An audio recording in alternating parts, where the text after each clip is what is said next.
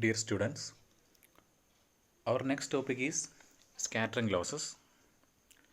In the optical fiber communication, the scattering losses in the glass arises due to some following factors. That is, the microscopic variations in the material density, then is the compositional fluctuations, then the structural inhomogeneities or the structural defects occur during the fiber fabrication. That is, we have to study about the two types of losses, that is linear scattering losses and non-linear scattering losses. The linear scattering loss is again divided into two types, that is Rayleigh scattering and Mie scattering. And the non-linear scattering losses is again divided into two types, that is stimulated Brillouin scattering and the stimulated Raman scattering. First of all, we have to discuss about the linear scattering.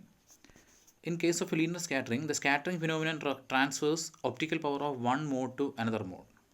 That is, in case of multimode transmission, it will transmit power from one mode to another mode. During this process, the signal may get attenuated because the transfer of power may be to a leaky mode. In this process, signal may be attenuated. That is, it does not continue to propagate through the fiber. There are two categories of linear scattering, that is Rayleigh scattering and Mie scattering. Also, the linear scattering transfers linearly the optical power in one propagation mode to different mode. That is, it will not continue to propagate within the core of the fiber and is radiated out from the fiber. That is the explanation. That is, the transfer of power may be at a leaky mode which does not continue to propagate through the fiber. And all linear processes, there is no change in frequency on scattering. Also, scattering loss will be more in multimode fibers due to the higher dopant concentration and greater compositional fluctuations. Then we have to discuss about the Rayleigh scattering. This is the Rayleigh scattering due to material inhomogeneities. That is mainly in the material composition during the fiber fabrication. The density and compositional variation causes refractive index fluctuation. That is, the density of the fiber and the compositional variation during the fiber fabrication causes refractive index fluctuations. This effect can be reduced by improving the fabrication process. That is, it can be reduced by during the fabrication mechanism. Attenuation caused by Rayleigh scattering is proportional to the fourth power of the wavelength. Also, the Rayleigh scattering in the glass is a same phenomenon that scatters light from the sun in the atmosphere, which gives rise to a blue sky. That is the Rayleigh scattering, and the scattering is almost in all direction, and it produces an attenuation proportional to 1 by lambda raised to 4. That is, for a single component glass, Rayleigh loss is given by alpha scattering equal to, that is, for a single component glass, it is given by the alpha scattering equal to 8 pi cube by 8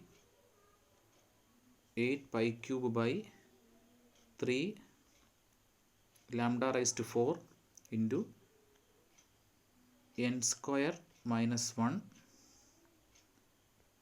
the whole square into k b t f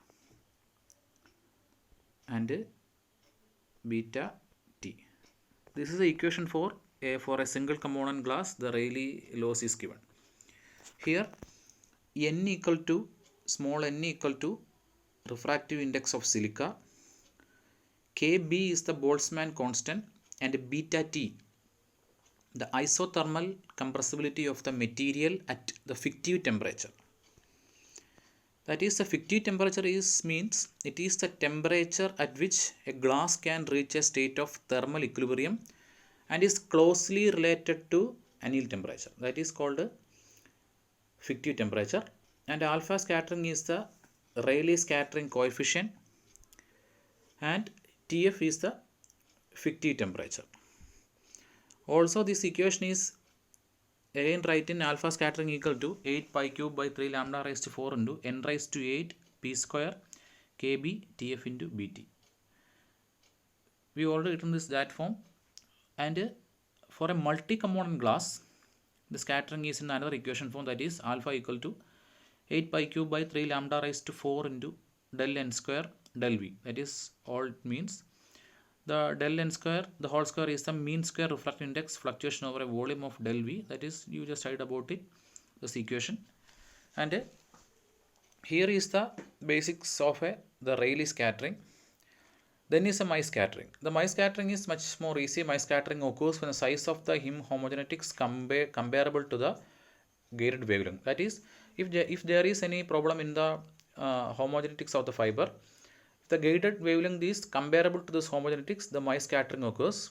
That is, for example, is any imperfection in the core cladding refractive index difference, that is any difference in the core cladding refractive index, irregularities in the core cladding interface, that is any problem, also only irregularities in the core cladding interface, the change in diameter with the length, that is if a fiber has a fixed diameter over a length and its diameter is changed during the defect in the fabrication, the presence of air bubble, that is if we put a screen guard in our mobile, if sometimes air bubble is appear, that is like the air bubble is appeared in the inside of the fiber, that is the presence of air bubbles, that like the air bubbles. This scattering created by such inhomogenetics is mainly in the forward direction, that is when light is passed from one point to another, that is this Mie scattering is occur only in the forward direction.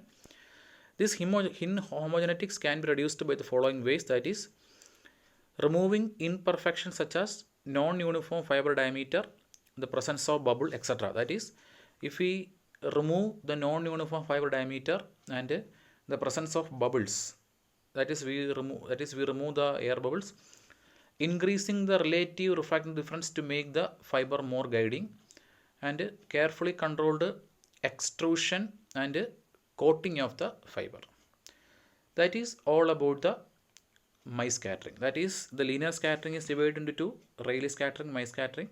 In next class, we will discuss about the bending losses. Thank you.